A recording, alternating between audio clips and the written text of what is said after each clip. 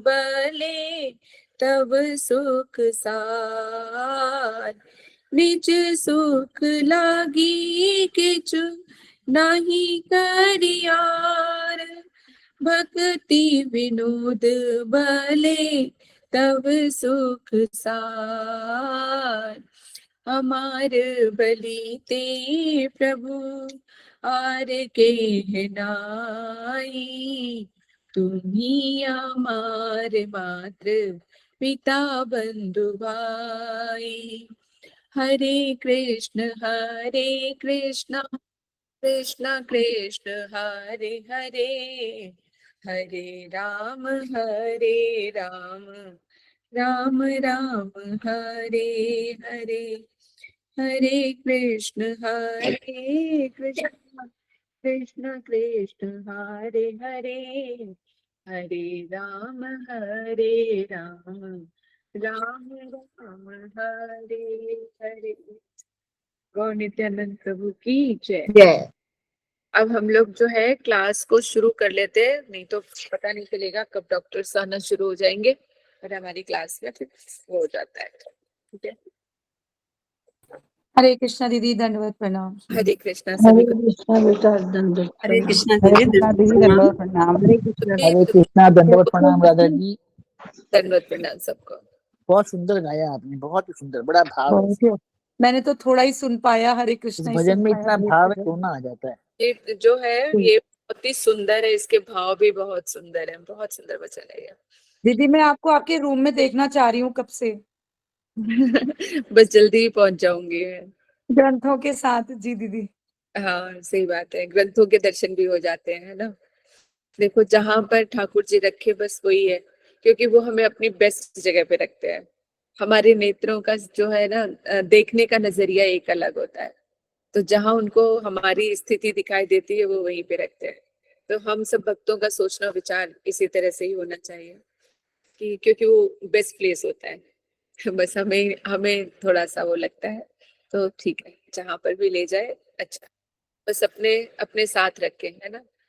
जब हम लोग कहते हैं ना, जब चींटी का भी अगर जन्म दे तो हमें अपने भक्तों के संग में रखे, तो हमारी स्थिति कहीं पर भी रहे बस संग में रहे, साधु संग में, और जल्दी ही अपने ग्रंथों के साथ घर पे नजर आऊंगी मैं आपको।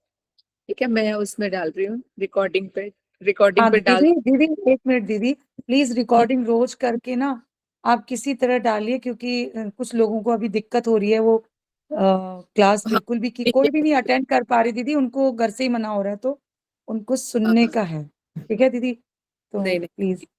ठीक है। This call is now being recorded.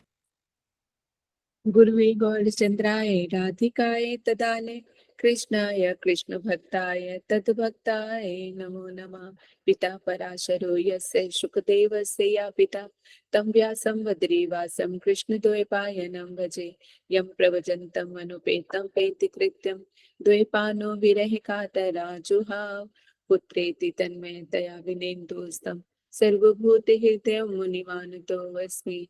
तमादिदेवं करुणानिधानं, तमालवर्णसुहितावतारम्, अपार संसार समुद्र सेतुं, भजामहे भागवत स्वरूपम्। श्री कृष्ण चैतन्य प्रभु नित्यानंद, श्री अद्वैत गदाधर शिवसदि गौर भक्त बिन। हरे कृष्णा कृष्ण कृष्णा हरे हरे, हरे राम राम राम हरे हरे।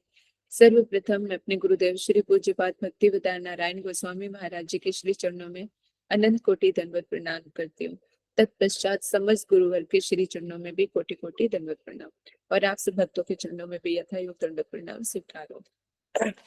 सबसे पहले जैसे हम गुरुदेव की कथा को लेते हैं, तो आज जो हमने गुरुदेव का श्रवण किया है, उसमें आज काफी जो है डिटेल्ड में, या कहो बहुत ही भावुक में थे गुरुदेव जो उन्होंने किया, क्योंकि राधिका के भाव में महाप्रभु की इंद्रियों की कृष्ण में अभिविनेश, इस तरह का उनका जो है टॉपिक है। तो ये बड़ा गूढ़ तत्व है, बहुत गहरा है। गुरुदेव के माध्यम से जो है हमें ये भी थोड़ा थोड़ा जो है रसास्वादन होता जाएगा। तो आज मैं अभी देख रही काफी मतलब जितने होने चाहिए उससे थोड़े कम है, लेकिन जो ये पहला जब सुनने, क्योंकि गुरुदेव का है तो जो जिसका अधिकारी है वो शायद तभी तभी उसी टाइम पे आ पाए हैं।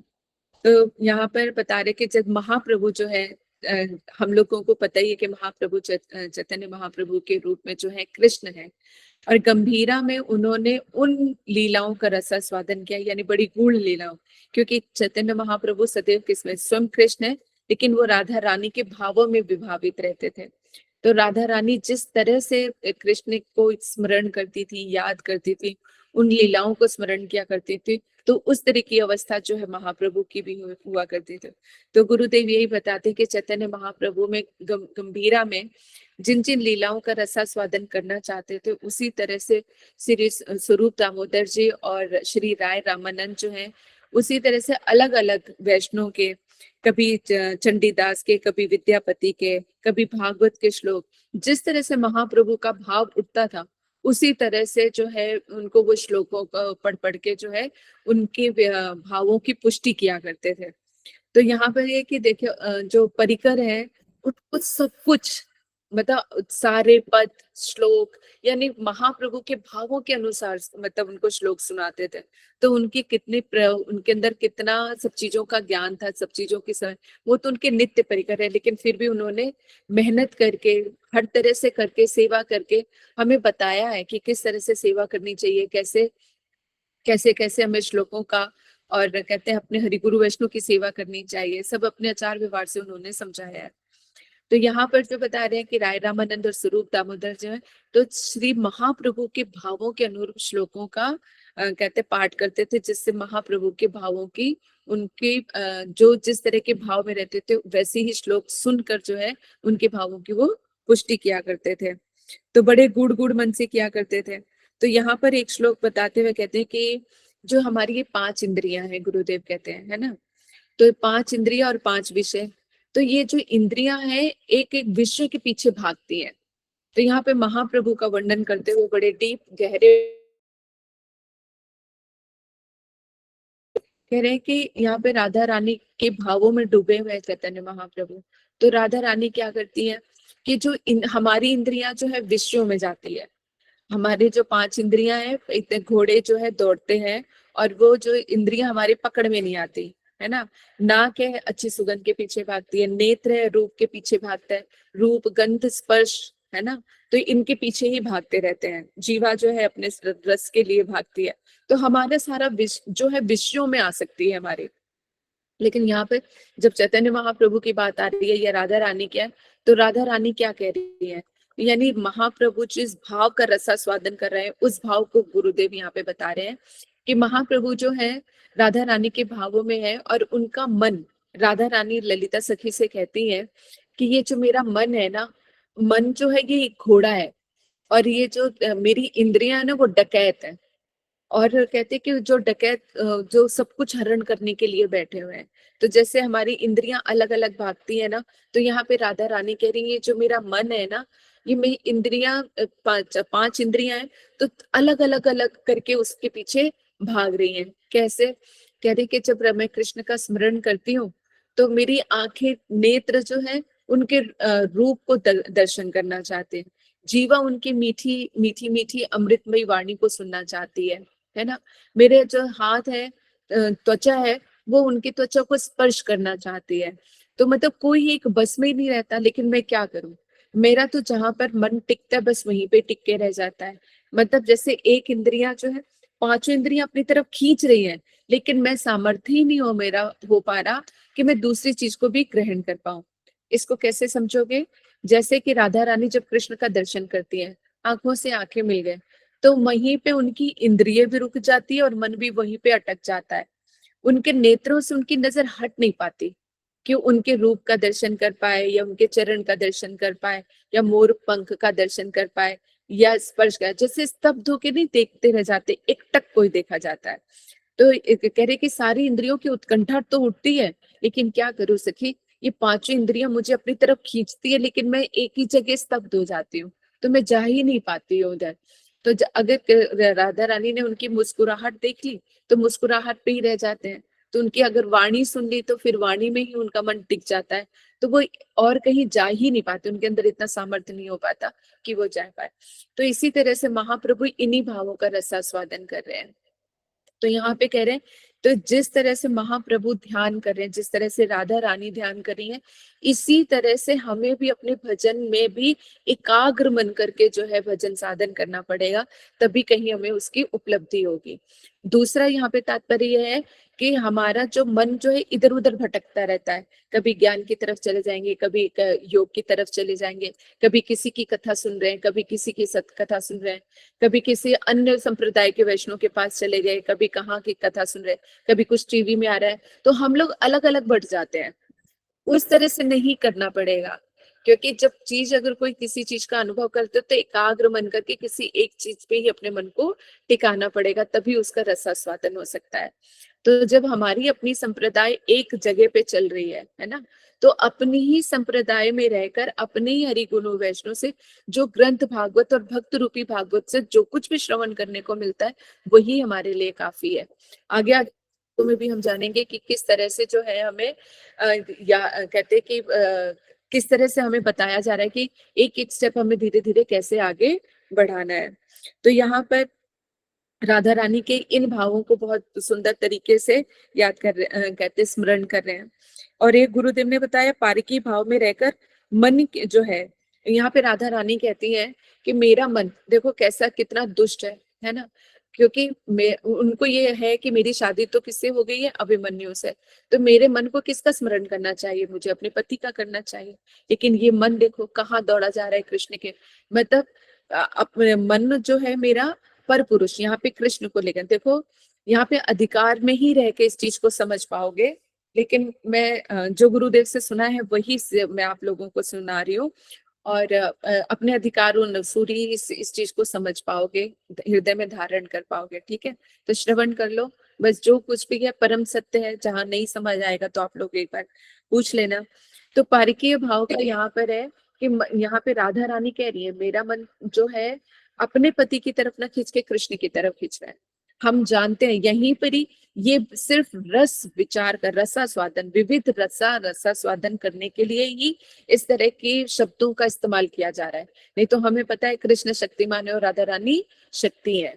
सिर्फ रसास्वादन के लिए ऐसा भाव जो है उनके हृदय में उदित है और वो ऐसा कह रही है, नहीं तो कृष्ण ही सर्वस्व है। लेकिन यहाँ पे रसास्वादन के लिए वो क्या समझ रही है कि कृष्ण जो है मेरे पराये, कृष्ण तो सर्वस्व है राधा रानी के, लेकिन यहाँ पर उनको भावों का रसास्वादन करने के लिए, रसों का रसास्वादन करने के लिए क्या कहती हैं कि मेरा जो मन है अपने पति को न स्मरण करके कृष्ण का ही स्मरण करते रहता है। मेरा मन जो है उन्हीं की रूप लालसा, उन्हीं के स्पर्श, उन्हीं की मुस्कान, उन्हीं का सब कुछ देखने के लिए इतना ललायित रहता है। तो यहाँ पे गुरुदेव बताते हैं ये पारकीय भाव के जो करके, यानी जो प्रकट लीला में ये फिर भी साक्षात रूप में दिखाया जाता है, लेकिन गोलोक धाम में केवल भाव मात्र है। उनको सिर्फ ये भावना रहती है कि हम शादीशुदा है, नहीं तो कृष्ण ही जो है वहां पे सर्वस्व है। जैसे कल भी हम लोगों ने श्रवण किया था कि गोलोक धाम में जो है जन्म लीला नहीं है, यानी गर्भ से जन्म लीला नहीं है, वैसे जन्म उत्सव जो है उनका मनाया जाता है। तो इसी तरह से वहां पे गोलोक धाम में जो है गोपियों की सर्वस्व कृष्ण ही है, लेकिन सिर्फ भाव मात्र में रहते हैं कि वो पराई है, और कृष्ण का डिफरेंट टाइप में जो उनको रसास्वादन कराना है, सिर्फ उनकी सेवा के लिए वो नियुक्त रहती हैं। आगे कहते हैं तो गुरुदेव कहते हैं इसलिए हमें जो है अपने अपने अधिकार के अनुसार इस चीज को सब समझेंगे, रसास्वादन करेंगे, क्यों कृष्ण ही सबके सर्वस्व है। एकमात्र राधा रानी के नहीं, सारे गोपियों के ही नहीं, एक सबके वो सर्वस्व है। यानी जितने भी जीव है ना, जीव, क्योंकि कृष्ण से ही तो सब कुछ उद्भूत है, ऐसा तो कुछ है ही नहीं जो कृष्ण से बाहर हो।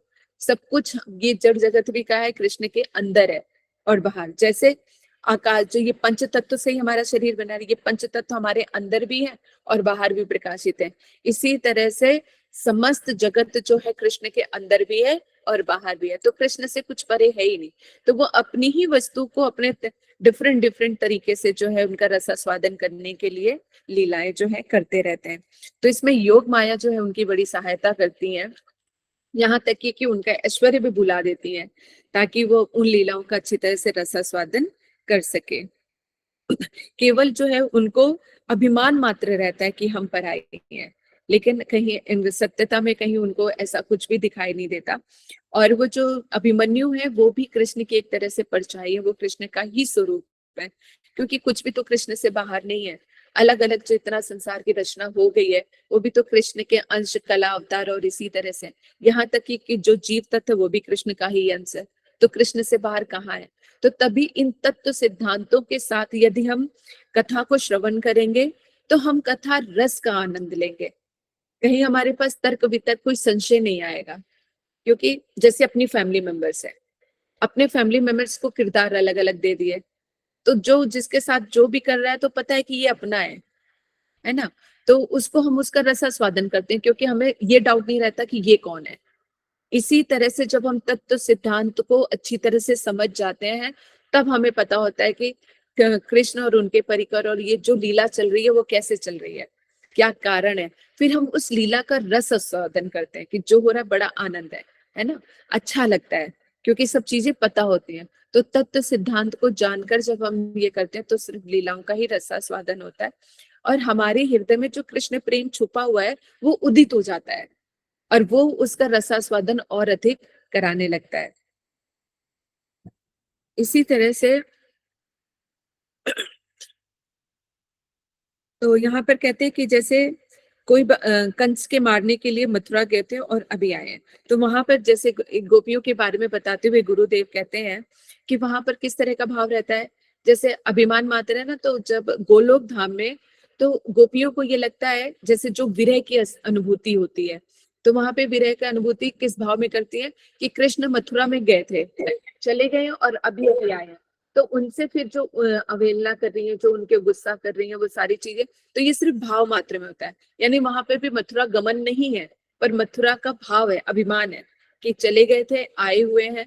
तो अब देखो इतनी रहस्यमयी लीलाएं हैं। संसार, ये जो जड़ जगत है यही कितना रहस्यमयी है। पृथ्वी कैसे टिकी हुई है, आधे कहते कि पूरे में पानी, 1/4 में केवल ये जगत है। आकाश कैसे टिका हुआ है, सूर्य कैसे निकलता है, कितनी रहस्यमयी चीजें हैं। तो कृष्ण की लीलाओं को समझना कितना दुर्लभ है। कौन सी लीला कब होती है, कैसे होती है, क्या होता है, इसका ना तो पूरी तरह से कोई देवी देवता समझ पाया है, ना हम समझ पाएंगे, है ना। यहाँ तक कि कृष्ण को भी नहीं पता कि उसके उनके अंदर कितनी लीलाएं, कितना रसास्वादन, कितना कुछ भरा हुआ है। वो तो जो जैसा निकलता जाता है वो उसका वो दिखाई देता है। इसी तरह से इन रहस्यों को जितना समझ में आ जाए तो बहुत अच्छी बात, क्योंकि ये दिमाग से परे की, तभी तो बोला चिंता अतीत, यानी चिंता के परे की चीज है। उसका हम चिंतन ही नहीं कर सकते कि क्या चीज है क्या नहीं। तो सिर्फ हमारे पास क्या बचता है, कृष्ण के प्रेम का अनुभव और उसका रसास्वादन। शुद्ध मन से बस कृष्ण के लीलाओं का श्रवण कीर्तन और उनका जो प्रेम है उसका रसास्वादन करना है। जब गोलोक धाम में जाएंगे तब, जैसे यहाँ पे इस जड़ जगत का अनुभव कर रहे हैं, जब गोलोक धाम जाएंगे तो गोलोक धाम का भी अनुभव करेंगे। तो जितना गोलोक धाम के बारे में हमें श्रवण करने को मिल रहा है, जानने को मिल रहा है, एटलीस्ट कुछ तो जानने को मिल रहा है ना, पूरा तो नहीं लेकिन थोड़ा। और वो भी हमारी अल्प बुद्धि है, सुमंदमती है, तो उसमें भी जो सुनते हैं कितना ग्रहण कर पाते हैं और कितना उस चीज को असर कर पाते हैं, ये भी सोचने विचारने की हो जाता है। तो जैसे यहाँ पर बताया कि वहां पे अभिमान मात्र है, इस अभिमान मात्र में भी, और जैसे गोपाल चंपू में बताया कि प्रकोष्ठ बने हुए हैं गोलोक धाम में, अलग अलग प्रकोष्ठ है। तो कहते वात्सल्य का अलग है, वो भी नित्य लीलाएं चलती हैं, किशोर लीलाएं भी नित्य चलती हैं। तो कितना अद्भुत होता होगा कि कहाँ पर कौन सी किस तरह की लीला चल रही है, किस तरह का वहां पे अलग अलग विभाग है, क्या चीजें हैं, कैसे हैं, कुछ नहीं पता चलता, सब अचंभे, बड़ा रहस्यमय लगता है। तो बस लगता है कि भजन साधन करके जो हमारी अनुभव की वस्तु है हम उसको अनुभव करें, हमारी श्रद्धा, निष्ठा, रुचि, जो जो इन, क्योंकि इन सब में कुछ ना कुछ रखा हुआ है ना। जैसे हम लोग गेम खेलते हैं तो पहला जब हम क्रॉस करते हैं तो हमें कुछ ना कुछ मिलता है, कभी जेम्स मिल जाते हैं, कभी हीरा मिल जाता है, कभी कोई ऑप्शन मिल जाती है, कोई किस तरह से मिल जाता है, तो कुछ ना कुछ हमें मिलता है। इसी तरह से हम भक्ति जब बढ़ रहे हैं तो हमारी श्रद्धा, निष्ठा, रुचि, आसक्ति, रति, भाव, प्रेम, तो इनकी अवस्थाओं को भी पार करने पर कुछ ना कुछ हमें मिलता है। तो अभी हमें उन्हीं को अनुभव करना है जो अभी हमारे हाथ में है ना। इन्हीं स्टेजेस का पार करते हुए जब हम लीलाओं तक पहुंचेंगे तब की तब देखेंगे, तब तक सिर्फ लीलाओं का हम सुंदर उनका रसास्वादन कर सकते हैं, श्रवण कर सकते हैं, कीर्तन कर सकते हैं और प्रार्थना कर सकते हैं, है ना। कि उन लीलाओं से हम प्रार्थना कर सकते हैं कि वो हमारे हृदय में भी स्फुरित हो। लेकिन सबसे पहले हमारा क्या कि इन सब चीजों इनको तो पहले पार करें, पहुंचे तो सही रुचि आसक्ति तक, तब फिर धीरे धीरे हम और आगे भी बढ़ेंगे। तो इसी तरह से बताते और एक उदाहरण देते हुए यहाँ पे बताते हैं, जैसे संकल्प मात्र में संकल्प की परिभाषा देते हुए कहते हैं कि जैसे द्रौपदी ने जब स्वयंवर हो रहा था तो वहां पर देखा करते अर्जुन को देख के मन से संकल्प कर लिया, है ना, कि उनको पति के रूप में वर्ण कर लिया। फिर उसके बाद जो है जब फेरे वेरे होते हैं, है ना, तब वो कहते कि साक्षात रूप में उसको ग्रहण करते हैं, तो वो स्थूल रूप से हो गया। यानी शादी तो तभी हो गई थी जब मन से ग्रहण कर लिया था, तब ये बाहर की औपचारिकताएं नहीं रह जाती। इसी तरह से गोलोक धाम में जो है कृष्ण और गोपियों का भी प्रेम कुछ इसी तरह से सारे मन के ऊपर आश्रित है, सारी चीजें स्थूल रूप से कुछ नहीं रह जाता। जैसे राधा और कृष्ण जो है इनका प्रेम जग जाहिर है, पूरी दुनिया उनको पूछती है, लेकिन कहीं भी स्पष्ट शब्दों में भी कहीं पर जो है उनका कहते कि शादी का एसेस नहीं दिखाया गया, लेकिन फिर भी भांडीर वन में जो लीला हुई थी उसी को ही मान के वहां पर भांडीर वन में दिखाया कि राधा और कृष्ण की शादी हुई और ब्रह्मा जी ने मंत्र पढ़ दिए। तो जीव गोस्वामी जी ने जो ये चीज बताई है वो इस कारण, क्योंकि बहुत सारे लोग हैं, नहीं तो राधा और कृष्ण के ऊपर भी उंगली उठा देते हैं, तो साधु संतों को ऐसे शास्त्रों में से कुछ निकाल के रखना पड़ता है जो उन सब चीजों को समझा सके, जो जैसे समझना चाहे उनको समझ सकते हैं। जो इस चीज को समझते हैं कि जो शक्तिमान है, शक्ति है, तो सारी चीजें वहीं पे खत्म हो जाती है। जब जीव शक्ति भी तो कृष्ण की शक्ति है, जब हम भगवान कृष्ण के हैं तो राधा रानी नहीं है, तो विशेष रूप से क्या शादी करना या जो फेरे लेना ये जरूरी रह गया क्या? तो नहीं होता। तो मन से यहाँ पर इसीलिए गुरुदेव बता रहे कि मन का जो संकल्प है वो बहुत बड़ा है। इसी तरह से यदि मन से हम मान लेते हैं कि राधा कृष्ण मेरे हैं, तो मन से ही तो हमारा भजन है, हृदय से ही तो भजन है। स्थूल रूप में हम क्या ही ज्यादा कर पाते हैं, है ना। लेकिन मन से उनका कितना स्मरण करते हैं, तभी तो हरि नाम बोला गया, कथा श्रवण किया बोला गया। श्री राधे। तो यहाँ पर इसी चीज को बताया गया, है ना। तो जैसे हरि नाम सेवा कर रहे हैं तो मनी मन तो कर रहे हैं बोलते हुए, लेकिन ये भी सेवा हो रही है। स्थूल रूप में कुछ नहीं, जगह एक जगह पे बैठे हुए और हरि नाम कर रहे हैं, लेकिन अंदर ही अंदर सारी लीलाओं का स्मरण, उनका रूप का चिंतन कर रहे हैं, उनके गुण और उनकी लीलाओं का कितना कुछ अंदर ही अंदर चल रहा होता है। लेकिन बाहर से क्या दिख रहा है? स्थूल रूप में। तो मन का प्रभाव जो बहुत ज्यादा है। तो क्या गुरुदेव एक चीज और बताते हुए कहते हैं कि जो साक्षात जो लालसा होती है वो कैसी, एक निष्ठता का भाव कैसा होना चाहिए या एकात्म भाव कैसा होना चाहिए। जैसे द्रोणाचार्य जी जो है ना, जब वो चिड़िया को मारने के लिए बुलाते हैं ना, निशाना धनुष की विद्या सिखा रहे होते हैं, तो पहले दुर्योधन को बुलाते हैं। तो दुर्योधन तुम्हें क्या दिख रहा है? कह रहे चिड़िया दिख रही है, कह रहे हाँ दिख रही है। कह रहे वृक्ष दिख रहा है, कह रहे हाँ दिख रही है। कह रहे हरा भरी पत्तियां भी दिखाई दे रहे, कह रहे हाँ। कह रहे गुरुदेव कहते हैं मैं भी नजर आ रहा हूँ, कह रहे हाँ थोड़ा थोड़ा नजर आ रहा है। तो कहते हैं द्रोणाचार्य जी तुम बैठ जाओ। इसी तरह से फिर दूसरों को बुलाते हैं, तो उनको भी कहीं हरी पत्तियां नजर आ रही है, चिड़िया नजर आ रही है, घोंसला नजर आ रहा है, वृक्ष नजर आ रहा है, जो है जैसे पूछते के रख दिया। फिर अर्जुन की बारी आई और उसे पूछा क्या नजर आ रहा है? कहते तुम्हें वृक्ष नजर आ रहा है? कह रहे नहीं। कह रहे तुम्हें आसपास की हरी पत्तियां नजर आ रही है? कह रहे नहीं। कह रहे तुम्हें वो डाल नजर आ रही है? कह रहे नहीं। कह रहे तुम्हें चिड़िया नजर आ रही है? कह रहे नहीं। कह रहे चिड़िया की आंख नजर आ रही है? कहते नहीं। कह रहे क्या नजर आ रहा है? कह रहे मुझे तो चिड़िया की आंख की जो पुतली है काली, सिर्फ वो नजर आ रही है। यहाँ पर उन्होंने बोला मारो निशाना, तो कहते कि फिर निशाना लगाए और सीधा जाके लग गया। तो यहाँ पे गुरुदेव जो ये उदाहरण दे रहे हैं, तो इसका क्या कहने का तात्पर्य है? गुरुदेव कह रहे इसी तरह की एक निष्ठता की भक्ति हमारी होनी चाहिए।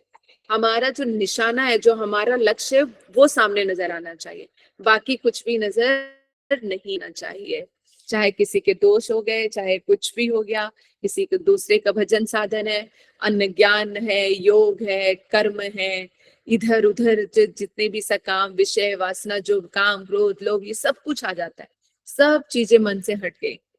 देखो जिसमें वृक्ष में चिड़िया बैठी है वो सब इन सब चीजों के आसपास ही है, पेड़ पे बैठी है, डाल पे है, कुछ है, लेकिन फिर भी निशाना लगाने के लिए एकाग्र मन करके एक चित्त करके करना है। तो गुरुदेव कहते हैं ऐसी एकात्मा के साथ अगर साधन भजन करोगे तब तुम्हें किसी चीज की उपलब्धि होगी।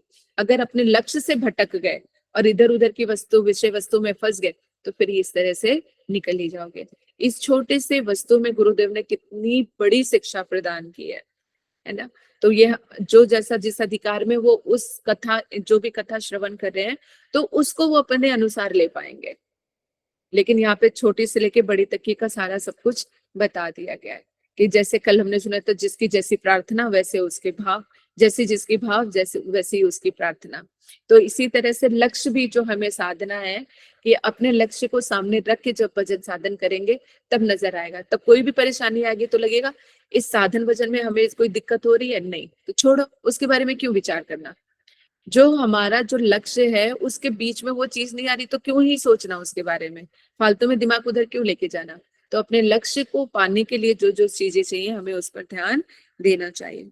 तो आज के इतनी सुंदर कथा में गुरुदेव ने ये बहुत अच्छी सुंदर एक चीज बताई जो हृदय को छू जाती है। वैसे तो गुरुदेव की सारी ही चीजें हैं, और कह रही इतनी उत्कंठा बढ़ जाए कि सब कुछ एक साथ मिल जाए। जैसे राधा रानी के बारे में जो बता रहे थे, कह रहे राधा रानी की इतनी उत्कंठा थी कि मुझे सब कुछ मिल जाए, यानी उनका रूप दर्शन भी हो जाए, उनकी मीठी मीठी वाणी भी हो जाए, लेकिन उनका मन जो है किसी एक में जाए। इतना आसक्ति है उनके अंदर कि वो कृष्ण की एक चीज पे भी जाके उनका मन टिक जाता है, फिर कहीं इधर उधर भागता नहीं है। और क्या बताया, तो कह रहे हमें इसी तरह से ध्यान लगाना चाहिए, है ना। कह रहे ध्यान भी किस तरह का, तो गुरुदेव ने बताया कि 2 प्रकार का ध्यान है। 2 प्रकार के ध्यान में एक तो है निर्विशेष निराकार और दूसरा सविशेष यानी साकार रूप। तो कह रहे हैं कि जो निराकार है, शास्त्रों के अनुसार जो है निर्विशेष ब्रह्म का जो ध्यान करते हैं वो शास्त्रों के हिसाब से ठीक है, लेकिन बड़ा कठिन है ना। और उनकी जो एक तो बहुत कड़ा परिश्रम करना पड़ता है, दूसरा जो उसका लाभ है वो भी पूर्ण रूप में नहीं है, क्योंकि ब्रह्म के दर्शन होते हैं, है ना। और सविशेष साकार का यदि ध्यान करते हो कि कृष्ण का रूप कैसा है, बंसरी बजा रखी है और उन्हें वनमाला जो है धारण कर रखी है, मोर पंख लगाया हुआ है, साथ में राधा रानी खड़ी है, तो एकदम हरि नाम करते हुए सिर्फ हमें इन्हीं का ही चिंतन करना है। तो निर्विशेष ब्रह्म बहुत टफ है, बहुत उसमें है, लेकिन और वो सबसे बड़ी बात है, अगर इस साधन को तो हम करें भी तो इसका लाभ क्या है, क्योंकि उसमें भी सिर्फ ब्रह्म तक ही पहुंचेंगे, जो कृष्ण का एक अंश है, एफिल्जेंस है, उनकी ज्योति है, तो ज्योति तक ही पहुंचेंगे। तो इसमें इतना कड़ा परिश्रम करने की आवश्यकता क्या है। तो सविशेष यानी साकार रूप का हमें ध्यान करना है, हरि नाम करते हुए। यदि कृष्ण के चरण कहते हैं, हमेशा कहते हैं ना, कृष्ण के चरणों से हमें जो है धीरे धीरे धीरे अपने ध्यान को बढ़ाना चाहिए। तो जब हम हरि नाम करें तो कृष्ण का चरण दर्शन करो, फिर थोड़ा और ऊपर उठो, फिर इसी तरह से उनके रूप दर्शन, उनके गुणों का, उनकी लीलाओं का स्मरण करते हुए जो है हमें हरि नाम करना चाहिए और उन्हीं का ही ध्यान करना चाहिए। सत्य वस्तु का ध्यान करना चाहिए, असत्य वस्तु का नहीं करना चाहिए। यदि एकाग्रचित होकर इस तरह से हम ध्यान करेंगे, ऐसे साधन भजन करेंगे, तो हम अवश्य ही भजन की उपलब्धि, सार जो कृष्ण प्रेम है, उसको हम प्राप्त करेंगे। तो ये गुरुदेव की आज की जो कथा हमने श्रवण की थी उसका सार था। ठीक है, अब आते हैं हम श्लोक में। हमने प्रथम स्कंद द्वितीय अध्याय और श्लोक नंबर 11 तक हमने किया था। आज जो हम करेंगे श्लोक नंबर 12, यानी पिछले श्लोक में हमने श्रवण किया था कि एक ही परम तत्व है जिससे भक्त साधक जो है अपने भावों के अनुसार उनको ब्रह्म, परमात्मा और भगवान के रूप में उनका दर्शन करते हैं। यानी ये एक ही तत्व है। एक ही तत्व होने पर भी इनका जो रसास्वादन है वो अलग अलग है ना। ब्रह्म की उपलब्धि करने पर आपको अलग रसास्वादन होगा, परमात्मा की उपलब्धि करने पर अलग होगा, और जो है कहते हैं कि जब साकार का दर्शन करोगे तो उसकी उपलब्धि अलग है। इनका रस का रसास्वादन अलग अलग है, लेकिन ये एक ही परम तत्व है। ठीक है, किसी ने कुछ पाया, उससे थोड़ा ज्यादा पाया, और उसके बाद जो है इससे पता चलता है कि ये 3 स्तर हैं भक्त के। यानी पहला जो ब्रह्म को प्राप्त करते हैं, दूसरा जो परमात्मा को प्राप्त करते हैं, तीसरा जो भगवान को प्राप्त करते हैं। तो इसी तरह से जो आगे हम इसी को आगे और डिटेल में हम अभी श्रवण करेंगे। चौथा ये जो 12वां श्लोक है, तश्रद्धा मुनियो ज्ञान वैराग्य युक्तया पश्यन्ति आत्मनि चात्मानं भक्त्या शुद्ध गृह्यता।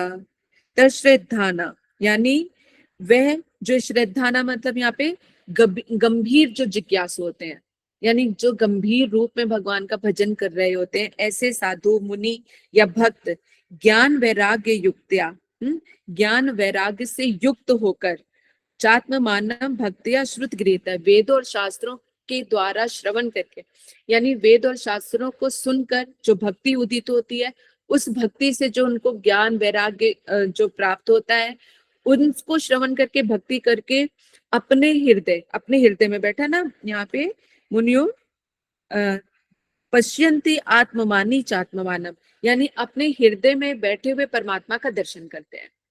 यानी वेद और शास्त्रों को श्रवण करके ही हमारे चित्त की शुद्धि होती है और हमारे हृदय में स्थित जो परमात्मा है उनका दर्शन करते हैं।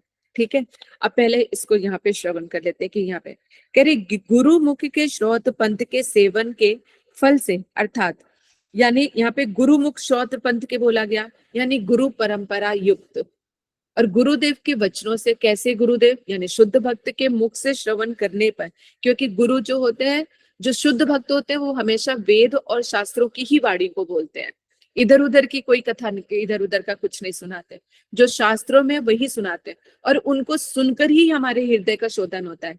जो इधर उधर की कथाएं सुनाते रहते हैं, टाइम पास करते रहते हैं, उनका नहीं होगा। और ऐसे शुद्ध भक्त जो भजन करते हैं और आचरण में लाकर जब सुनाते हैं, तब हमारे हृदय की शुद्धि होती है। नहीं तो मौज मस्ती में सुधर के नाच गा के बस वो भी नाच गा के चले जाते हैं और हम भी नाच गा के चले आते हैं, ना वो कुछ देते हैं ना हम कुछ ले पाते हैं। ठीक है, तो इसीलिए यहाँ पे बोला गया तभी तक श्रद्धाना मुनियों बोला गया, यानी ऐसे शुद्ध भक्तों के बारे में बात हो रही है। उनके श्रोत पंथ के मतलब यहाँ पे बताया जो श्रवण करके, जो वेदों शास्त्रों को श्रवण करके जो सुनाते हैं, उनके सेवन के जो हम कथा श्रवण करते हैं उसके फल, अर्थात शास्त्रों के श्रवण से जब सुकृति प्राप्त होती है, यानी जो शुद्ध भक्तों के मुख से शास्त्रों की वाणी को जब हम सुनते हैं, तो जो जैसी सुकृति जो प्राप्त होती है, वही सुकृति फिर क्रमशः संबंध ज्ञान उदित होने पर जब सुकृति प्राप्त होती है, तो उससे क्या है, भगवान के संबंध के साथ हमारा संबंध हृदय में उदित हो जाता है। कृष्ण प्रेम की लालसा, कृष्ण सेवा की वासना उदित हो जाती है। हृदय में आता है मैं कृष्ण की सेवा करूं, कृष्ण का भजन करूं, कृष्ण का नाम करूं, कृष्ण का कहते हैं कि उनका व्रत रखूं, उनकी सेवा करूं, इस तरह की जो है सेवा उदित हो जाती है। और जैसे ही संबंध ज्ञान उदित होता है, तो हृदय से विषय भोगों से रहित होकर शुद्ध हो जाता है। तब जैसे ही संबंध ज्ञान उदित हो जाता है और कृष्ण की सेवा की भावना आती है, भावना आने के साथ ही विषय जो है ना, विषयों से वैराग्य आने लग जाता है। तभी यहाँ पे बोला ज्ञान वैराग्य युक्त, जो मतलब कृष्ण रूपी जो ज्ञान हृदय में उदित हुआ है, तो वो कृष्ण की तरफ आकर्षित करता जा रहा है और संसार से वैराग्य आता जा रहा है। ये स्वतः ही होगा। लोग जो कहते हैं ना कि भक्ति कर रहे लेकिन अभी तक कोई चेंज ही नहीं आ रहा, तो ये भक्ति का गुण है। अगर नहीं आ रहा तो इसका मतलब हमारी भक्ति में कोई गलती, अभी हम भक्ति कर ही नहीं रहे हैं, कहीं नहीं कहीं हम फंसे हुए हैं, क्योंकि ये तो भक्ति का गुण है। अरे जो मिश्री खाएगा तो उसकी मिठास तो आएगी, रसगुल्ला खाएगा तो मीठा ही होगा, अब कड़वा तो नहीं होगा ना। अगर मीठा है फिर भी कड़वा लग रहा है, तो इसका मतलब खुद को रोग लगा हुआ है। तभी हमारे वैष्णवगण मिश्री और पीले वाली बीमारी का उदाहरण देते हैं कि पीले की बीमारी होती है तो मिश्री खाओ, तो क्या कैसी लगती है, कड़वी। उसी तरह से भगवान का नाम मीठा है, उनकी कथाएं, उनकी लीलाएं सब इतनी अच्छी है, इतनी मिठास हमारे हृदय को शुद्ध करने वाली है, कृष्ण प्रेम उदित कराने वाली है, हमारे सारे अनर्थों को दूर करने वाली है। लेकिन फिर भी ऐसा नहीं हो रहा, तो हमारे भक्ति साधन में कोई गलती है, शास्त्रों में नहीं है। और उनके कहते कि श्रवण और कीर्तन, उनकी लीलाओं कथाओं से ऐसा होता ही है। तो भक्ति का ये गुण है, तो ये गुण आएगा ही आएगा। जैसे पानी पियोगे तो प्यास बुझेगी ही बुझेगी, है ना। इसी तरह से जब कहते हैं विषय भोगों से रहित होकर जो शुद्ध है, वो होकर जो है भोगों से रहित होकर हमारा मन शुद्ध हो जाता है, तब अप्रकृत वस्तु में सुदृढ़ विश्वास से युक्त मुनि अर्थात कीर्तनकारी अपने शुद्ध हृदय रूप वृंदावन में भक्ति का आश्रय करके भगवान में ही परमात्मा और ब्रह्म तत्व की वस्तु की उपलब्धि करते हैं। इस तरह से जब भजन साधन करते करते अपने इस तरह से कि बाहरी वस्तु से बिल्कुल उनका विरक्त हो जाता है मन, और अंतरदशा में जब वो पहुंच जाते हैं तो इसी तरह से अपने शुद्ध हृदय रूप में जो कहते हैं कि एक इस हृदय क्या बन जाता है, वृंदावन, जहाँ पे कृष्ण का वास हो गया तो वो हृदय भी वृंदावन बन जाता है। तो कहते हैं भक्ति का आश्रय करके तो भक्त जो है उसको परमात्मा या ब्रह्म के रूप में उनका दर्शन करते हैं। तो यानी यहाँ पर एक चीज बहुत सुंदर बता रहे थे कि जो जैसा भजन कर रहा है ना, साधक भी 3 प्रकार के हो गए, ज्ञानी, योगी और भक्ति। ज्ञान योग, ध्यान योग और नहीं, क्या है, क्या बोला, ज्ञान योग और योग आदि का हो गया, और हाँ योगी, ज्ञानी, योगी और भक्ति, 3 हो गए, ठीक है। तो इनमें जो जिस तरह का भजन कर रहा है उसको वही तो प्राप्त होगा। यानी अगर ज्ञानी भक्त भजन साधन कर रहा है तो उसका लक्ष्य क्या है, ब्रह्म। तो जिस चीज का वो लक्ष्य करके चल रहा है तो वो वहीं तक ही होगा। तो इस तरह से श्रवण कीर्तन भी 3 प्रकार के हो गए। देखो कहाँ कौन सी ये कथा में मैंने सुना था और ये चीज यहाँ पर आके बिल्कुल फिट बैठी है। तो इस तरह से जो है श्रवण कीर्तन भी 3 प्रकार के होते हैं, ज्ञानी, योगी और कहते हैं कि हमारे भक्त। तो जो साधक ब्रह्म का लक्ष्य कर रहा है कि मुझे ब्रह्म का दर्शन करना है या मोक्ष की जिसको कामना है ना, तो वो साधन भजन क्या कर रहा है, उसका श्रवण कीर्तन किस तरह का होगा, ब्रह्म को प्राप्त करने का। इसी तरह से योगी का जो श्रवण कीर्तन होगा वो क्या होगा, परमात्मा के दर्शन के लिए। और भक्त का श्रवण कीर्तन किसको होगा, साकार रूप में कृष्ण को पाने के लिए। तो जो जो जिस चीज का लक्ष्य करके श्रवण कीर्तन कर रहा है तो उसको वही उसी चीज की उपलब्धि होगी। तो इस तरह से श्रवण कीर्तन अब समझ में आए कि अब हम श्रवण कीर्तन भी किस तरह का कर रहे हैं। जो हम इधर उधर भटक जाते हैं, इधर उधर चले जाते हैं, किसी ज्ञानी ध्यानी की बातों में चले, मेडिटेशन पे चले गए, तो अब समझ में आ रहा है कि ये सब कहाँ जा रहा है हमारा। तो मतलब पाना क्या चाहते हैं, साधन हम क्या कर रहे हैं, तो फिर ये उल्टा ट्रैक हो गया ना।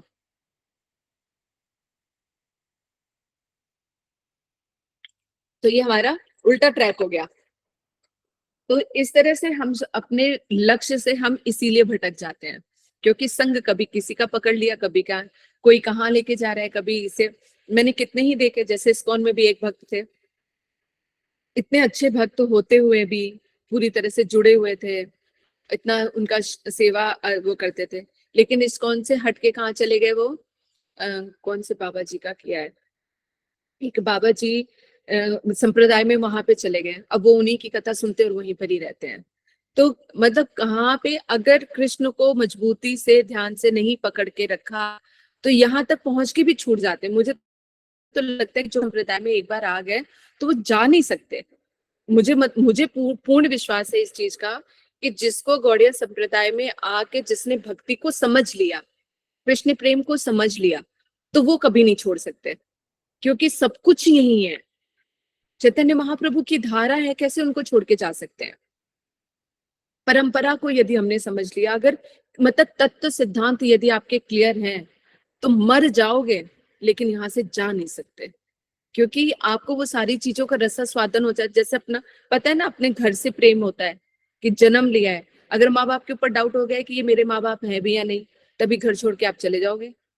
अगर आपको पूर्ण विश्वास है कि ये मेरे माँ बाप ही हैं, तो वहां पे उनके चाहे कितनी ही बातें सुनते हो, कितने ही लात घूंसे खाते हो, कितना ही मरते पिटते हो, लेकिन फिर भी घर पे ही रहते हो, क्योंकि ये विश्वास है कि ये मेरे माता पिता, ये मेरा घर है ना। लेकिन जहां पे डाउट हो जाए, संशय हो जाए, या अपने उस घर को नहीं अच्छे से समझा बुझा, तो छोड़ के चलते बनते हैं। इसी तरह से हमारा जो यहाँ पर जो गौड़िया संप्रदाय है, चैतन्य महाप्रभु की धारा है, कृष्ण से परंपरा से चले आए, जिसने परंपरा को समझ लिया वो कैसे छोड़ के जा सकता है, कैसे उस चीज से विमुख हो सकता है वो, है ना। कौन पूछना चाहता है, अरुणा। अरुणा सुनता, ये चीजें मैं अभी क्वेश्चन आंसर पे आऊंगी तब, नहीं तो मेरे हृदय में जो प्रवाह है ना वो बिल्कुल खत्म हो जाएगा, तो ब्रेक लग जाएगा। तो क्वेश्चंस जो है हम बाद में पूछना, ठीक है। तो इस तरह से हमारी जो संप्रदाय है, जिसने इसी पर तभी कहा जाता है गुरु परंपरा को पढ़ो, ये सारी चीजें करो, ताकि पता रहे। तो फिर जब पता है ये चैतन्य महाप्रभु की धारा है, गुरु परंपरा से ही है, कृष्ण से धारा चली आ रही है, तो इस धारा को छोड़ के कैसे जा सकते हैं।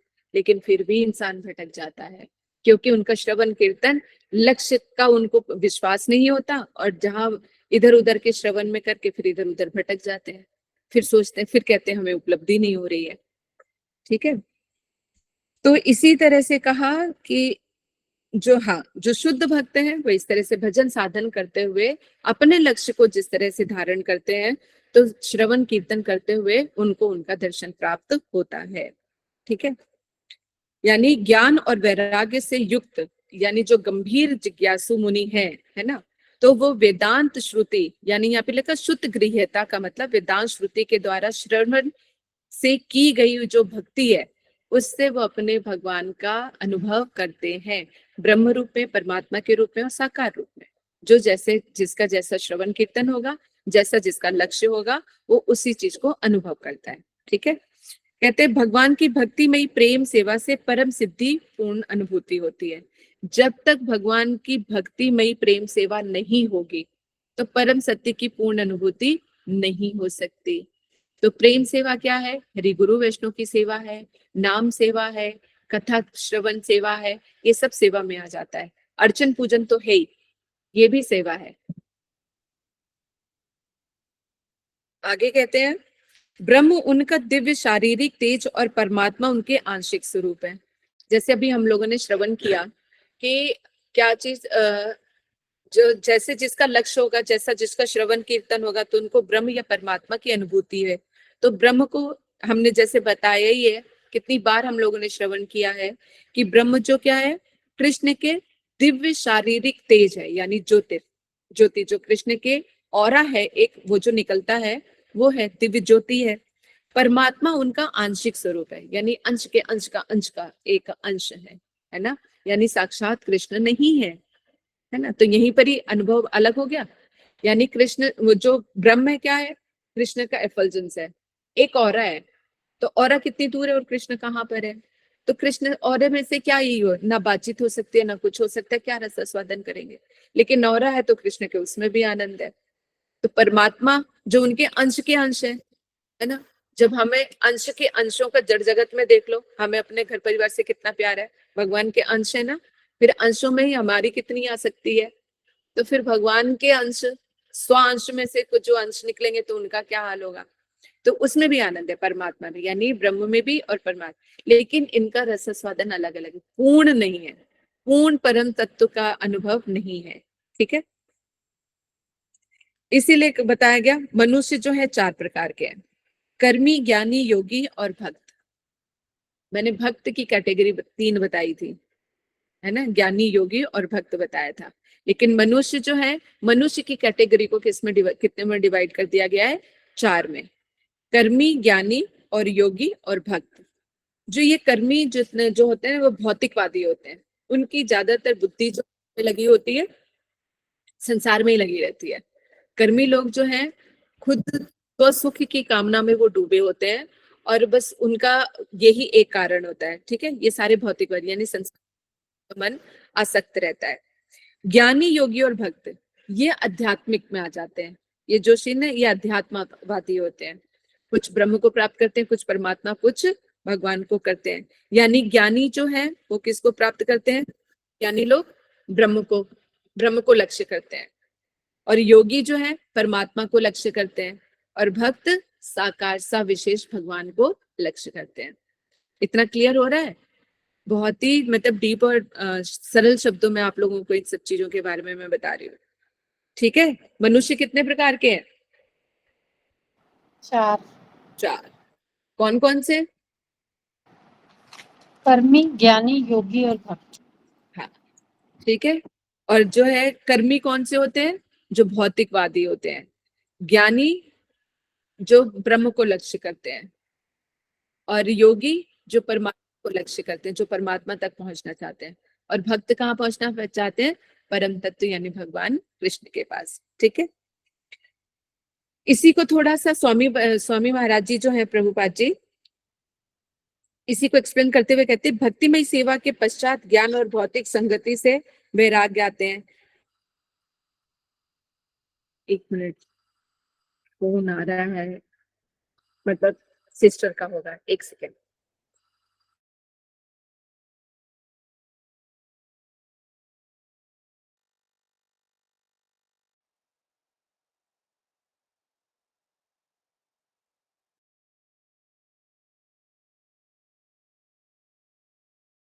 जैसे ही उठ के जाने लगी तो बंद हो गया। चलो छोड़ो, हमारा टाइम भी होने वाला है, ठीक है। तो इस तरह से क्या बताया, भक्तिमय सेवा के पश्चात ज्ञान और वैराग, भौतिक संगति से ही वैराग्य आता है। कह रहे भक्तिमय सेवा जब हम करते हैं तो भौतिक संगति से हमारा मन जो है वैराग्य की तरफ बढ़ जाता है, तभी वैराग्य। जब तक भक्तिमय सेवा नहीं होगी तब तक जो है हमारा वैराग्य नहीं आएगा। यानी जब तक हम शुद्ध भक्ति नहीं करेंगे तब तक वैराग्य नहीं आएगा, संसार में मन टिका ही रहेगा। तो कई बार हमें देखने में आता है हरि नाम भी कर रहे हैं, कथा भी श्रवण कर रहे हैं, सब कुछ कर रहे हैं, लेकिन उसके बावजूद भी वैराग्य नहीं आ रहा। क्योंकि गुरुदेव के अब उन वचनों को याद करो, क्योंकि हम मन से उसको ग्रहण नहीं कर रहे हैं, मन से उसको हम ग्रहण नहीं कर रहे हैं, स्थूल रूप में चल रहा है। जैसे इसका एक उदाहरण मैं आप लोगों को और भी हमेशा देती हूँ कि मान लो जैसे शादी हो रही है एक लड़के से, स्थूल रूप में तो कर रहे हो लेकिन मन से उसको एक्सेप्ट नहीं कर रहे हो। मन में क्या आ रहा, विचार आ रहा, नहीं मुझे उसको एक्सेप्ट नहीं करना है, तो वो शादी शादी कहलाएगी? बताओ। नो नो नो, नहीं कहलाएगी, क्योंकि तुमने मतलब जो स्थूल रूप से तो शादी कर ली कि मन से, लेकिन उसको पति नहीं माना, तो वो कभी भी सुखमयी जिंदगी नहीं बिता सकते, ऊपर ऊपर तो रह जाएगा।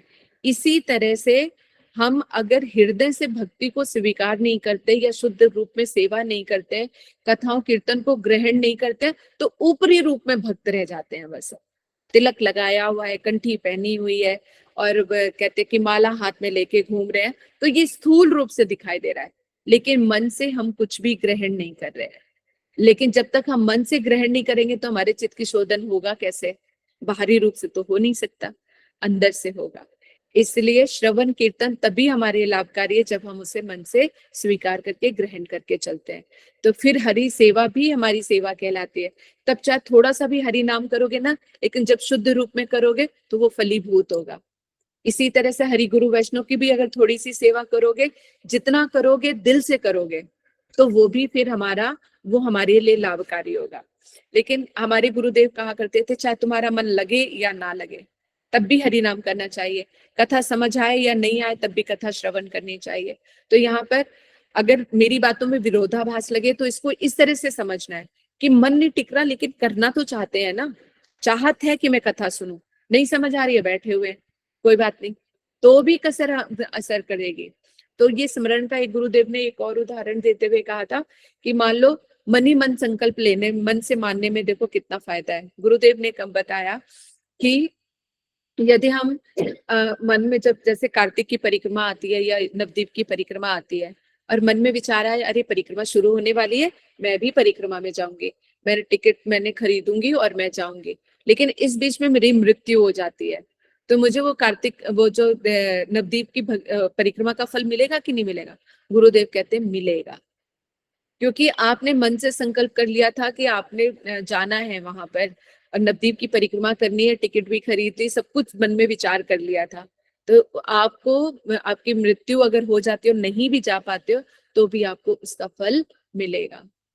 एक उदाहरण जैसे मैं कहते कि जब मैं बीच में बहुत ज्यादा प्रॉब्लम हो गई थी तो मैं नवदीप की परिक्रमा में नहीं जा पा रही थी, सिमरन की तबीयत ठीक नहीं थी, तो मैंने ना टिकट बुक करा ली थी और फिर लेकिन मैं टिकट, मुझे था कि जा पाऊंगी तो ठीक है, नहीं तो मैंने अपनी टिकट कैंसिल नहीं कराई। मैंने कहा कोई बात नहीं, मैं ना सही मेरा नाम से ही, मतलब वो ट्रेन जो है मेरे नाम की सीट खाली तो जाएगी ना वहां तक, नवदीप तक, तो मैं सोचूंगी मैं चली गई। तब मुझे उस चीज का इतना अंदाजा नहीं था कि जो अब इन सब चीजों को पढ़ के गुरुदेव के वचनों पे ये चीजें स्टैंप लग जाती हैं, लेकिन ये भाव पहले से ही हृदय में, मतलब ये था मैं ना सही मेरा नाम से, मेरे नाम की सीट तो गई ना, तो की टिकट जो है वहां तक गई कि चलो कोई तो है, तो मैं नहीं गई तो कोई बात नहीं। तो मुझे उनका इसका मतलब गुरुदेव के वचनों के अनुसार जो है मुझे उस परिक्रमा का भी फल प्राप्त हुआ, तभी जो है निष्ठा बनी रही। तो दुख चाहे कितने भी अप एंड डाउन आते रहे, लेकिन ठाकुर जी ने संभाला हुआ है उन्हीं के, जब क्योंकि कथा कीर्तन करते तो स्मरण ही नहीं रहता किसी चीज का, भाव जो है वो अलग, मतलब एक उत्कंठा, मतलब और जो एनर्जी लेवल होता है वो अलग ही रहती है।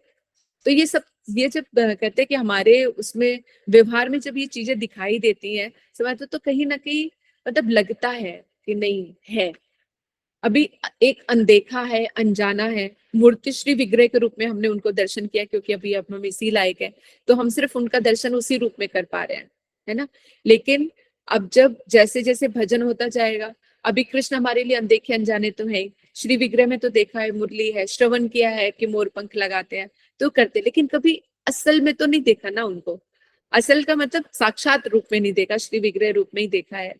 तो अभी एक अनदेखे अनजाने के लिए प्रेम उदित होना और उनके लिए हरिनाम की उत्कंठा होना, तो हम सबके लिए जो है ये बड़ा आश्चर्य और रहस्य है।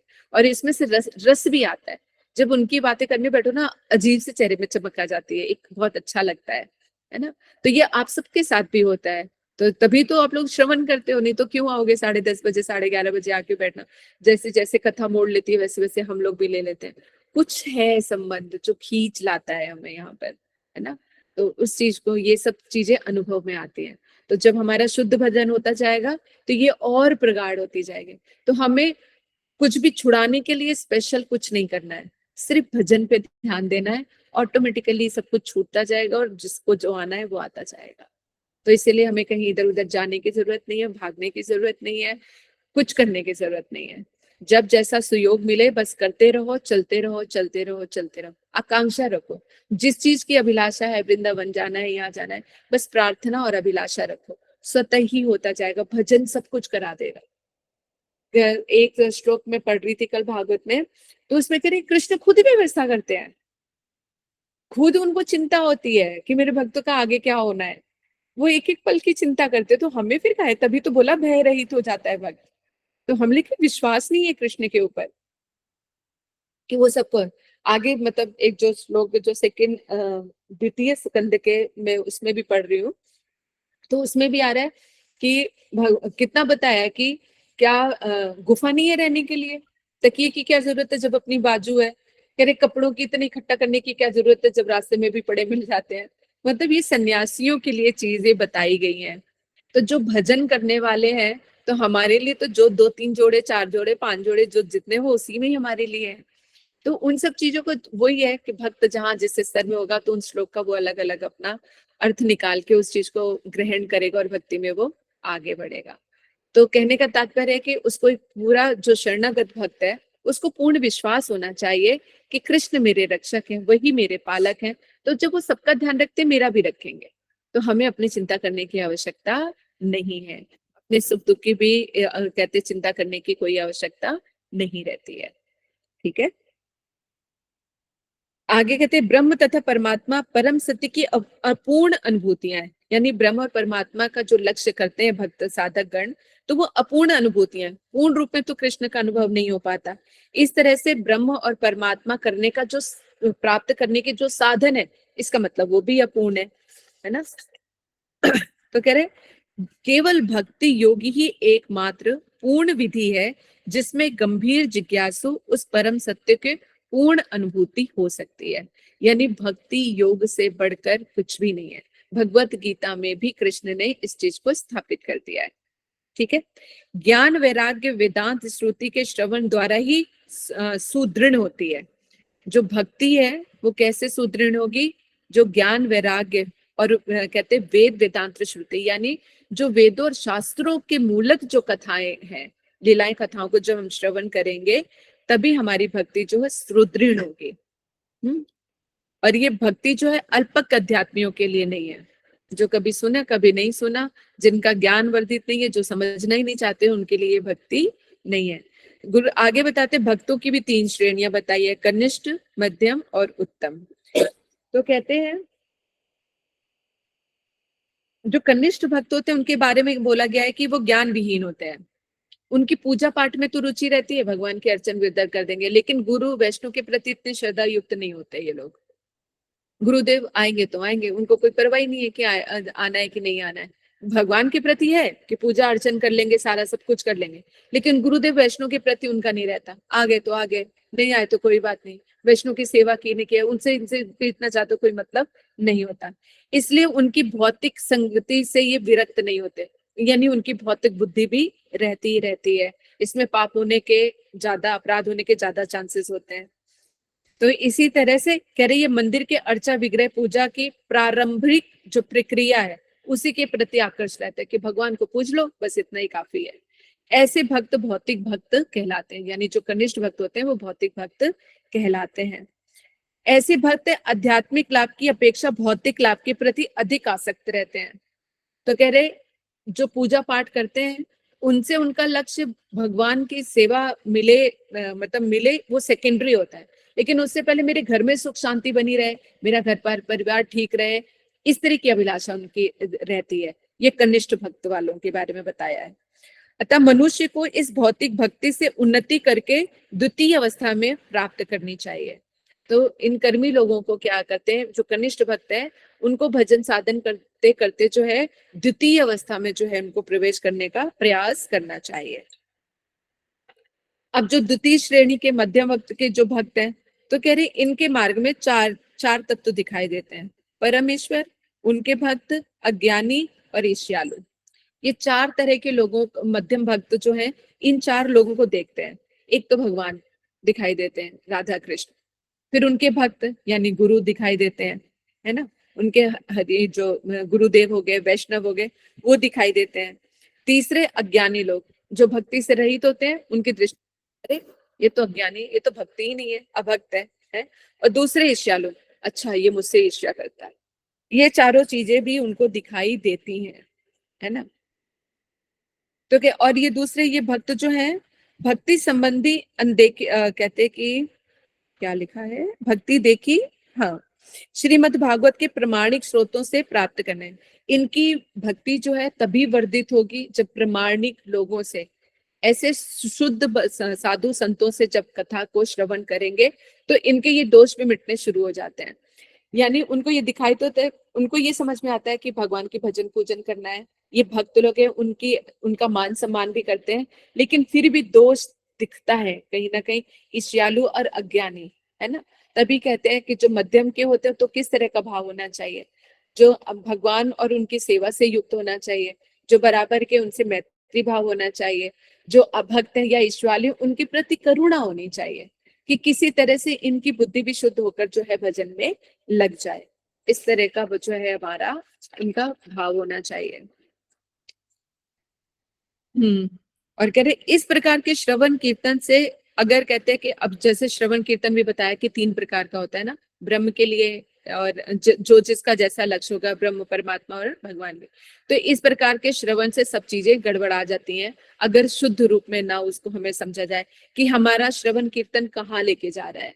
जो आप श्रवण कर रहे हो वो आपको कहाँ, ब्रह्म की तरफ लेके, जैसे ब्रह्म कुमारी इसमें आए, कहीं सत्संग हुआ ब्रह्म कुमारी तो वहां चले गए, कहीं परमात्मा को तो वहां चले गए, कहीं पर शिव जी का हो रहा है तो वहां चले गए, तो कहीं पर राधा कृष्ण का हो रहा है तो वहां पे चले गए। सब भागवत कथा में भी अनेक अनेक वस्तु बता रहे तो वहां पर भी सब तब तितर बितर हो जाता है। तो श्रवण और कीर्तन आपका कैसा है और वो श्रवण कीर्तन आपको कहाँ लेके जाएगा, इस चीज का विचार हो रहकर और अपने अधिकार में स्थित होकर, अपने अधिकार को जानकर, अपराध रहित होकर हमें भजन साधन करना चाहिए, तभी हम भक्ति में उन्नति कर सकते हैं। ये हमारा जो है श्लोक नंबर 12 का ये पूर्ण हुआ। ठीक है, तीसरा आगे का श्लोक लेने का अब टाइम नहीं है। ठीक है, तो आज एक श्लोक तक रखते हैं। तो राधा जी, आप 12 पढ़ते पढ़ाते कोई और बुक भी रखी हुई है क्या? मैं तो खोजती रही, तो कनिष्ठ वनिष्ठ ये तो मैंने सब आपको, क्योंकि स्वामी प्रभुपाद जी की भी टीकाएं हैं जो मैं इधर उधर से पढ़ती रहती हूँ, तो इकट्ठा करती रहती हूँ, तो वो सब चीजें भी मैं आपको बताती हूँ जब इस तरह का श्लोक आ जाता है। जैसे एक श्लोक कोई लिया, उसी की कथा चल जाती है, उसी के बारे में आधा घंटा बोलते हैं, तो इसमें जो डेप्थ है, क्योंकि इसमें सारी वो आ गया ना, श्रद्धा नाम मुनियों, कौन से मुनि, कैसे प्रकार, कितने प्रकार के होते हैं, कैसी भक्ति होती है, क्या चीजें होती हैं, परमात्मा क्या है, क्या, तो इन सबको मैंने विस्तार में आप सबको बता दिया। अच्छा, ठीक ठीक है। हरे कृष्णा। ये कनिष्ठ भक्त, मध्यम भक्त और तीसरे का क्या नाम बताया था? उत्तम भक्त। उत्तम भक्त। ठीक, ठीक है, और किसी का कोई प्रश्न? वो राधा जी, मैं एक बात बोल रही, जो आप उस वक्त बता रही थी ना कि कृष्ण से प्रेम ना हो, हाँ शादी वाला बता रही थी ना कि शादी से नहीं हो तो आप पति माना नहीं, तो फायदा क्या रहने का। वैसे कृष्ण भगवान को भगवान नहीं माना तो, लेकिन कभी कभी क्या होता है शादी कर दी जाती है क्योंकि लड़की को अक्ल नहीं है कि अभी शादी करनी चाहिए, पर पेरेंट्स समझदार है कि कर देते हैं शादी। तो थोड़े दिन वो हल्ला मचाती है, फिर वो रहते रहते उसको प्रेम हो जाता है, और फिर वो बस जाती है और फिर वो खुश हो जाती है क्योंकि वो तो छोटी थी, उसको समझ नहीं है, बड़े उसको समझा के कर दिए शादी, पर बाद में वो अपना लेती है और फिर वो घर गृहस्थी चलने लगती है। वैसे ही भगवान का आपने भी बोला था, नाम लेते लेते लेते लेते आदत पड़ जाएगी, फिर मन लगने लगेगा। तो बिल्कुल उसी तरह से ही होगा, क्योंकि अभी भगवान नहीं समझ में आ रहे, कोई बात नहीं, धीरे धीरे समझ में आने लग जाएंगे। एक बार भी शुद्ध नाम अगर हृदय से निकल गया तो कृष्ण वैसे ही हृदय में आविर्भूत हो जाते हैं, तो कृष्ण अपनी तरफ अट्रैक्ट कर लेते हैं वैसे ही। तो बस थोड़ा क्योंकि है सा ना, क्योंकि मैं अपना बता रही हूँ, मैं पढ़ना चाहती थी आगे और प्रोफेशनल कोर्स करके जॉब करना चाहती थी, और मेरे मम्मी पापा ताऊ जी लोग इस पक्ष में नहीं थे, कहते हमारे यहाँ लड़कियां काम नहीं करती, उनकी शादी टाइम पे कर दी जाती है। तो तुम्हारी दीदी लोग की तो 20 साल में होगी, तुम तो 22 की हो गई, शादी नहीं कर रही हो, पढ़ूंगी पढ़ूंगी बस अल्लाह करती हो। तो सबने मेरी शादी मेरे मन के खिलाफ कर दी, समझा समझा के। अब मैं बोलती रही मुझे मुझे जॉब करना, मुझे शादी अभी नहीं करनी, मुझे प्रोफेशनल कोर्स करके मैंने दिल्ली तक LSR कोच में फैशन डिजाइनिंग का फॉर्म वॉर्म भेज दिया, मैं होटल मैनेजमेंट भी पास कर गई, सब कुछ कर गई, लेकिन करने ही नहीं दी किसी ने जॉब। तो मैं रोते धोते शादी कर ली, पर बाद में मेरा मन लग गया, मुझे बच्चे हस्बैंड सास ससुर मन लग गया, फिर वो होटल मैनेजमेंट फैशन डिजाइनिंग कहाँ गई मुझे पता ही नहीं चला। अब मैं घर गृहस्थी में ही रह गई। देखो, लेकिन ठाकुर जी ने तुम्हें उस धन को दे दिया, तुम जॉब करके भी वो धन नहीं कमा सकती थी जो तुमने धन इस टाइम पे कमा लिया। और हाँ ये हाँ धन आपका ये जीवन तो पार लगा ही देगा, और आने वाला जीवन और ठाकुर जी तक पहुंचा देगा। तो इस धन से तो ठाकुर जी को भी खरीदा जा सकता है। तो ये प्रेम धन जो आपने पाया कोई बिरला ही पाता है, तो आपने तो सब कुछ पा लिया, सारा सब आपको हो गया, है ना। हरे कृष्ण दीदी। हरे कृष्ण। हाँ बोलो। दीदी मैं आपको कनाडा से बोल रही हूँ। हरे कृष्णा। हाँ अरीना दीदी, कैसे हो आप? ठीक हो? ठीक वापस हूँ, ठीक हूँ। US में ही हो?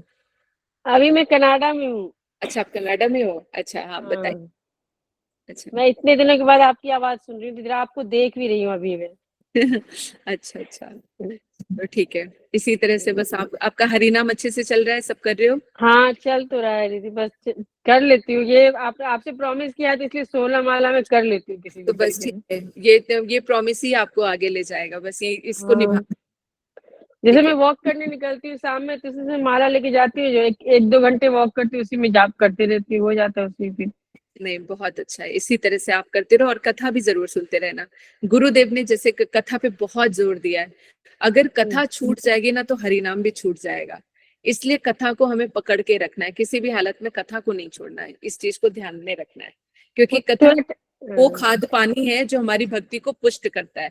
गुरुदेव इसमें बहुत मतलब इस चीज के ऊपर जोर देते हैं कि कथा श्रवण बहुत जरूरी है, तो बस वो आपने करनी ही करनी है। देखो, हरे आपने कृष्ण रिकॉर्डिंग दीदी, भेजी कोटि हुई कोटि दीदी अभी तक। दंडवत प्रणाम। दीदी धन्यवाद। दीदी मैं बहुत बुरी तरह से स्टक हूँ बाहर सड़क पर, सुन रही हूँ आपकी कथा। आधी तो समझ में आई है, आधी सुन नहीं पाई। और प्लीज आज और कल की कर दोगे दीदी, प्लीज रिकॉर्डिंग। हाँ, नहीं नहीं, मैं पूरी कोशिश करूंगी, आज देखती हूँ कि किस तरह से भेजूं, उसमें कोई प्रॉब्लम आ रही थी इसीलिए नहीं भेज पा रही थी, लेकिन आज मैं बैठूंगी देखूंगी हाँ आज। दीदी, आज की भी और कल की भी मिस हो गई थी, कल भी बहुत बुरी तरह से स्टक हो गई। मुझे लग रहा है मेरी किस्मत में ना कथा सुनना भी नहीं है। नहीं नहीं, लेकिन ये जो ऐसा मतलब कर्म ही ऐसे हैं कि जब कथा का टाइम होता है ना तभी कहीं ना कहीं स्टक हो जाती हूँ। अरे ठीक है दीदी, मैं अभी फोन कर रही हूँ and I will wait for the recordings. Thank you, thank you. Okay. मैंने भी आपसे बोला था दीदी रिकॉर्डिंग भेजने के लिए, टाइमिंग का थोड़ा फर्क पड़ जाता है। नहीं नहीं, मैं पक्का करूंगी, भेज दूंगी, ठीक। हाँ, दंडवत प्रणाम। हाँ जी।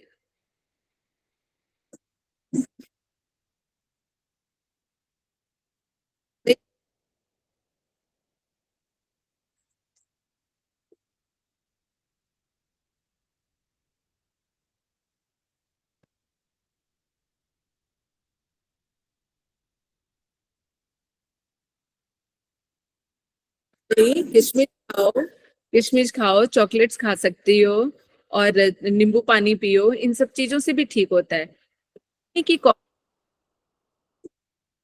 नहीं नहीं, मतलब एक दूसरी एक चॉकलेट है, नहीं अगर डार्क चॉकलेट, फिर भी डार्क चॉकलेट आती है। वो है। नींबू हाँ, पानी मत पीना, नींबू पानी से तो लो हो जाएगा। नींबू पानी से लो हो जाता है। देखो नमक सुनो, वाला पानी पीते हैं, सिर्फ नमक यूट्यूब में वाला। भी सर्च कर लो, बहुत सारी चीजें मिल जाएंगी तुम्हें, ठीक है? तो उसमें बहुत सारी चीजें आ जाएंगी। इसे अगर एक बार किसी ना किसी बहाने पे पकड़ लिया तो फिर वो रह ही जाएगा। अरे विश्वास तो रखो, वो भी तो तरीके छोड़ते, वो भी तो क्या पता उन्होंने पैसा लेने के लिए किया हो कि देखो हमारी कमजोर।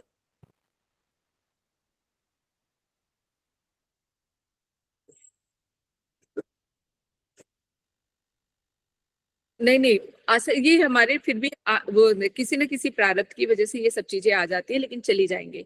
आप दूसरा यूट्यूब में और ढूंढो, बहुत सारे इसके वो मिल जाएंगे वो रेमेडीज। बबीता जी हमारे गुरुदेव सूर्य भेदी प्राणायाम बताते, वो यूट्यूब में खोज के कर लीजिएगा, उससे बीपी तुरंत ठीक हो जाएगा। हाँ